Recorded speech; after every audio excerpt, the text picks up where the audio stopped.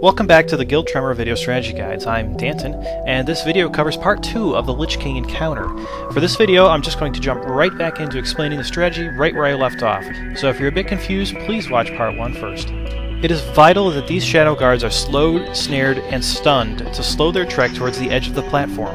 Dealing with both the file and the shadow guards can be a bit tricky. Just ensure that nobody in your raid runs off alone and sticks near the middle of the platform.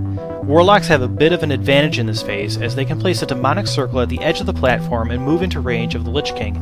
If they're picked up and carried off the platform, they can teleport to the circle as they're falling, essentially allowing you to ignore any shadow guard which is targeting a warlock.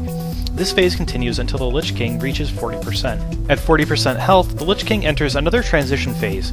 Hero Wisdom should be blown here, as an additional Raging Spirit will spawn, and it is highly beneficial to go into phase 3 with as few spirits up as possible.